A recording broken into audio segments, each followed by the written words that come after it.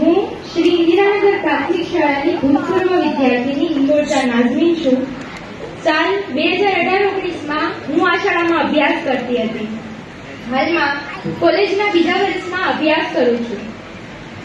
આજે આ શાળામાં તમે જે સુંદરતા અને સગવડતા જોઈ રહ્યા છો તે પહેલા નહોતી.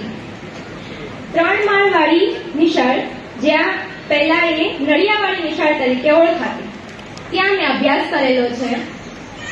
જ્યાં પાણીની, સ્વચ્છતાની, સારા ક્લાસરૂમની, વોશરૂમની સુવિધા નહોતી, પણ એનું શિક્ષણ જાણે કોલસામાંથી શોધાયેલ હીરા જેવું હતું. આજે તમને બેસવા માટે બેન્ચીસો, સારા એવા મોટા ક્લાસરૂમો, ડિજિટલ બોર્ડની સુવિધા, library, science lab, computer lab વગેરે જેવી સુવિધાઓ આ બાળકોને મળતી જોવા મળે છે. આ શાળાનો વિકાસ જેમ દિવસે ને દિવસે થતો રહ્યો છે, તો મને એવું લાગે છે જાણે મારું એક સ્વપ્ન સાકાર થતું હોય ને એવું દેખાય છે. આપણા માનનીય શ્રી જીતુભાઈ વાઘાણી એમણે આ શાળાની પ્રગતિ માટે અવારનવાર સાથ સહકારો આપ્યા છે. એમણે વિદ્યાર્થીઓને પ્રવાસ કરાવ્યો હતો, ત્યારે હું પણ ગઈ હતી. મને યાદ છે, વિધાનસભા જોઈ, જીતુભાઈના ઘરે હિંચકા પણ ખાધા અને જમ્યા પણ. જીતુભાઈ અમારી સાથે એવી રીતે મળ્યા જાણે અમારા જ દોસ્ત ના હોય.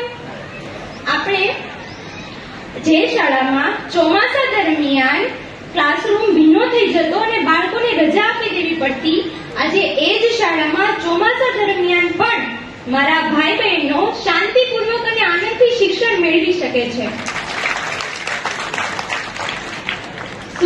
આપણી આ શાળાની મારે વિશેષતા કેવી હોય ને, તો જેમ કાદવમાં કમળ ખીલે ને અને એ આપણને રૂડું લાગે, એવી રીતે આ શાળાની પ્રગતિ જોઈને મને આ દ્રશ્યો રૂડા લાગે છે. આપણા નગરસેવક શ્રી ઉપેન્દ્રસિંહ ચુડાસમા, જેમને મારે શબ્દોથી બિરદાવવા હોય તો હું એમ કહી શકું કે અડધી રાતનો હોકારો. તે હંમેશા કંઈ પણ કામ માટે હાજર રહે છે. તેમની દીકરીનો જન્મદિવસ પણ આ શાળામાં ઉજવેલો. તેઓ મારી સાથે પ્રવાસમાં પણ આવેલા અને વિદાય સમારંભમાં પણ તેઓ ઉપસ્થિત હતા.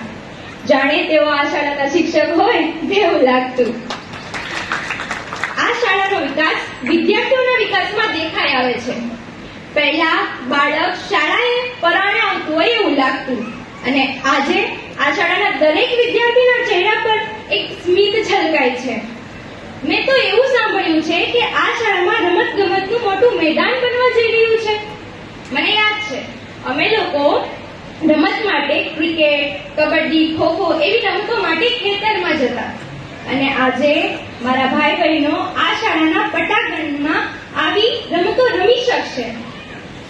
દરેક વિદ્યાર્થી હવે ગર્વથી કહી શકશે કે હું આ શાળાનો વિદ્યાર્થી છું અને આ મારી શાળા છે. હું પણ ગર્વથી કહું છું કે હું આ શાળાની ભૂતપૂર્વ વિદ્યાર્થીની છું. જેમ આપણે મોટા થઈએ એમ આપણને નાનપણ ફરી જીવવાની ઈચ્છા થાય છે. મને પણ એવું થાય છે કે હું ફરી નાની બની આ શાળાના સુવર્ણ સમય વિતાવી લઉં. અંતમાં હું એટલું જ કહીશ, a dream doesn't become reality through magic. It takes sweat, determination and hard work. Thank you.